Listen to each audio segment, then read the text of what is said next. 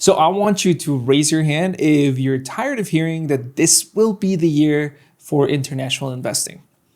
Yep, that would be me. I've been hearing this for at least the past 5 to 10 years. And fun fact, since 2010, the S&P has been the international developed market in all but 3 years. This led the US market to outperform international investing by 8.14%, compounded per year. Wow, I mean, talk about pain if you're internationally diversified in any shape or form. What is it that I could possibly say today that could maybe change your mind about international diversification? Sure, we could talk about US market concentration and valuation concerns, or maybe I could touch on diversification benefits, but I think a more interesting and sincere question to ask today is, how did the US market actually realize its astonishing relative outperformance? The answer here might give us some clue as to whether US dominance is just a part of life and we should just deal with it, or whether international diversification does have some interesting merits to it and it's something worth considering. Let me just first go through a couple of reasons as to why markets might go up. The first one would be valuation repricing. So investors are bidding up prices, and even if earnings remain steady, valuations rise as demand increases for that specific market. The second reason might be better than expected fundamentals. So earnings surprise to the upside, or earnings just go up. For international investing, though, there is one additional factor, and that would be currency effects. So a rising dollar tends to be bearish for foreign investments, while a falling dollar provides a tailwind for international assets. So what I want to do in this video is examine each one of these aspects and see how they affected US outperformance relative to international stocks. First, let's talk about valuation repricing. So when comparing US outperformance to international markets, I think it's pretty tempting to just say, hey, fundamentals had everything to do with this. The US is just such a better country and it outperformed all expectations. But the question is this what actually happened? I think we should look at what the quants are saying, and the folks at AQR wrote a paper about this just 2 years ago. What was their conclusion? In 1990, US equity valuations using Shiller Cape were about half that of EFI. At the end of 2022, they were 1.5 times EFI. Once you control for this tripling of relative valuations, the 4.6 return advantage falls to a statistically insignificant 1.2%. So it seems like stocks appreciated, not necessarily because companies earn more, but because investors just bid up prices. If we were to summarize this point from AQR, one could say that betting 100% of a portfolio on US stocks is essentially betting for unending optimism. If you look at this chart here, where the dark blue is US valuations, the light blue is international developed valuations, and the red is a difference or a ratio, that red line just goes up into the right, meaning the relative valuation of the US just kept getting more expensive as compared to international. And that drove a lot of the return, at least according to AQR. Obviously, it's hard to say that all of the return differential came from multiple expansion.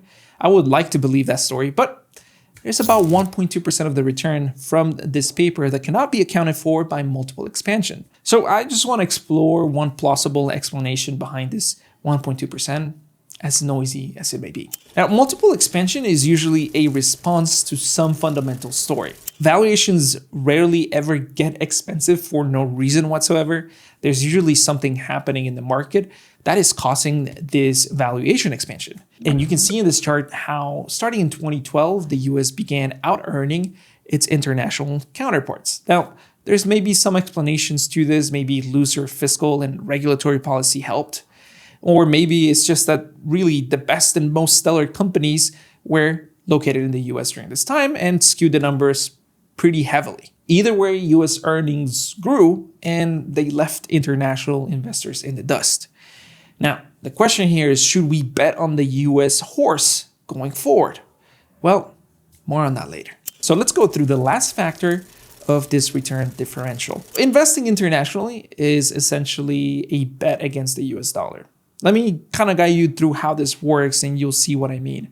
When an investor buys an international asset, they must sell their US dollars, and therefore you're kind of forming an implied short position. And then you buy the local currency to purchase said security, establishing an implied long position in that local currency. So looking at this chart of the dollar index, you can see how the US dollar appreciated 39.33% against a basket of other major currencies.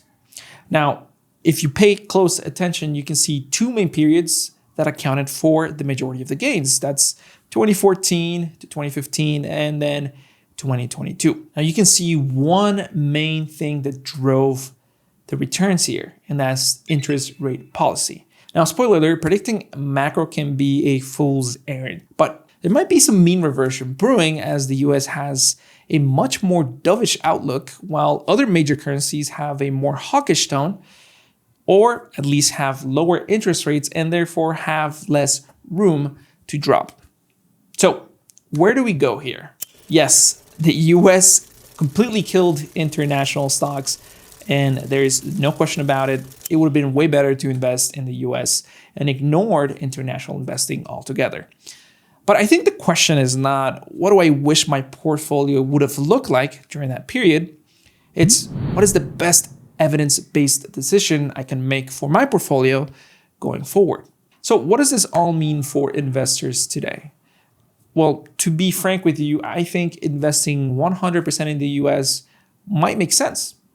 If, one, you expect the US to keep getting more expensive than other markets indefinitely.